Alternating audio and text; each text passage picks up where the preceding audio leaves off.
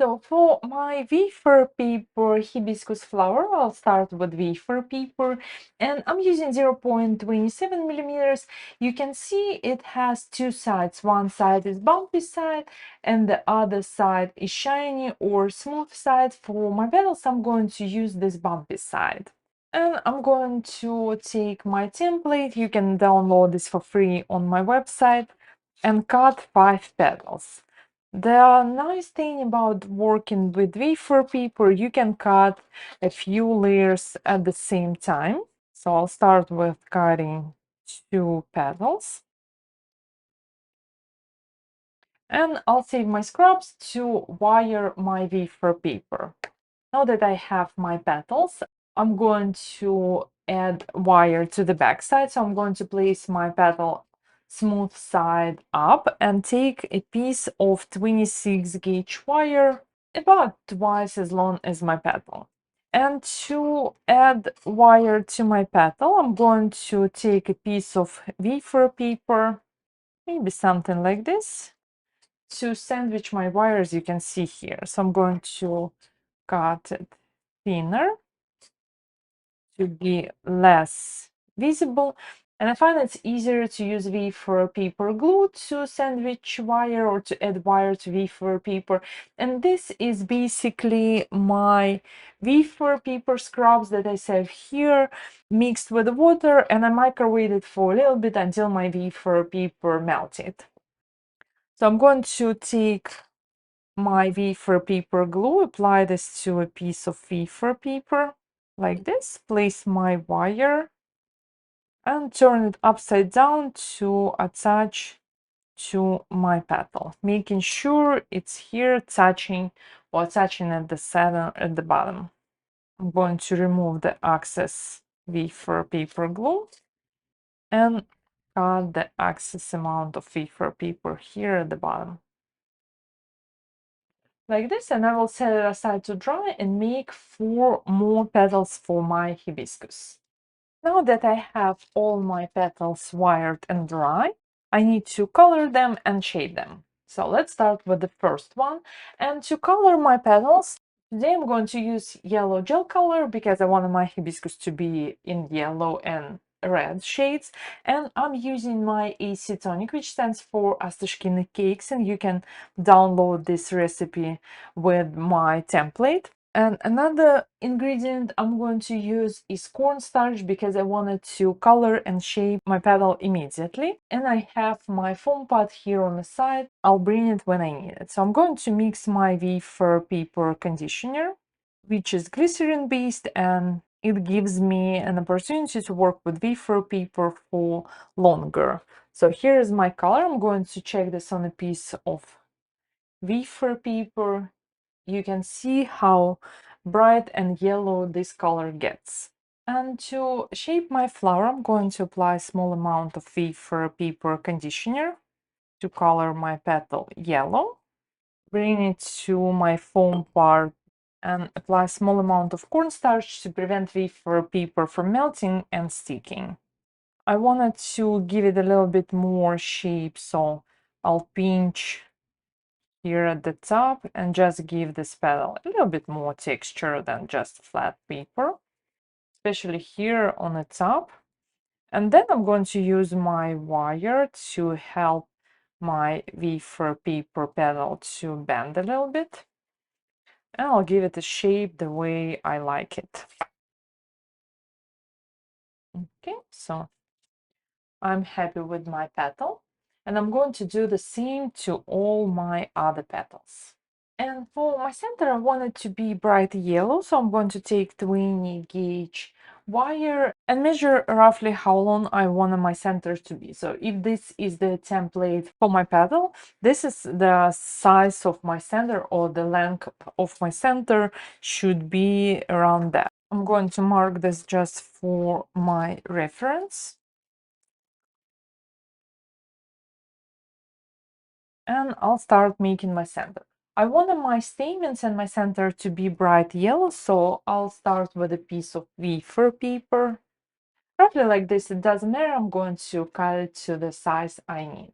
And to paint my wafer paper, I'll take bright yellow gel color and paint on both sides of my wafer paper.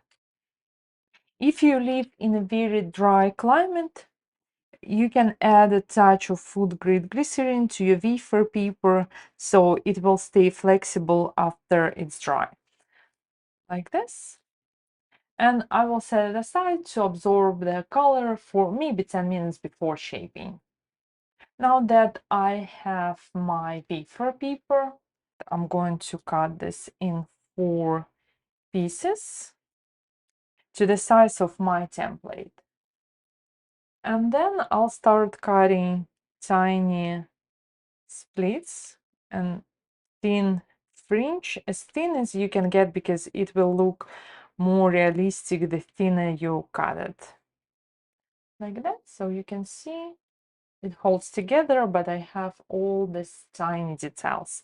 And to attach this to my wire, I'll bring my wafer paper glue, which is wafer paper melted in water, but it will keep your petals flexible and sticking up without melting. And I'll apply a thin layer on one side.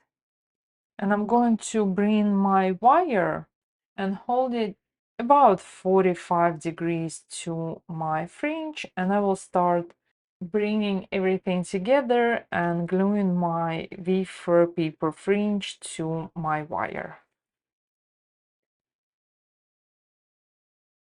Like this.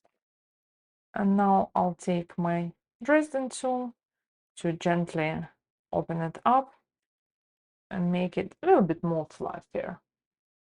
And I'll add another piece with my wafer paper fringe. Wafer paper glue. And I'll start the same 45-degree angle and bringing it down onto my wire. So here's my very interesting fluffy center for my hibiscus flower, and then I need to cover this part in same yellow wafer paper. So I'll cut the rest in 3 thin stripes, apply wafer paper glue on one side, and bring it down and glue to my wire the same. So this is my first part.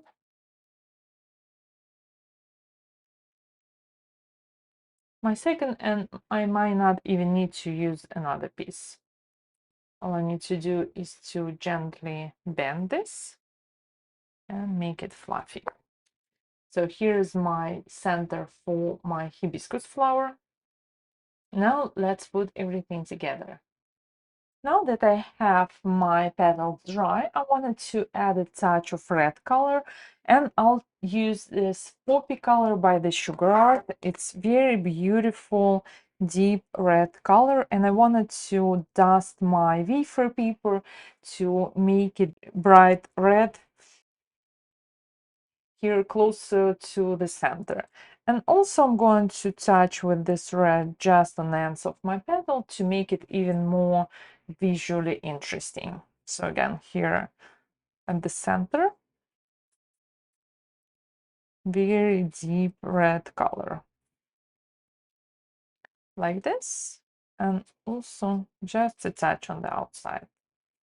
Same I'm going to do with my center, so I'll dust this on the outside, and I wanted to touch the ends of my stamens to bring everything together and to make the flower look cohesive. Now I have my petals, I have my center. I'll take light green floral tape to tape everything together. I'm using half width floral tape, and I'll start with securing my tape to my wire and adding my 5 petals.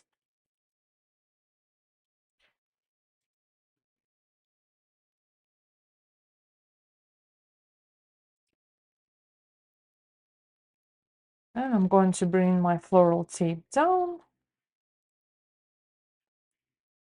And now what I have to do is to play with my petals. Arrange them in a way that one petal overlaps another one like this, and bring everything closer, spacing evenly. It's a great way to wire your wafer paper petals, because then you can make your flower closer looking, or you bend your wire outwards and it's looking more open like this.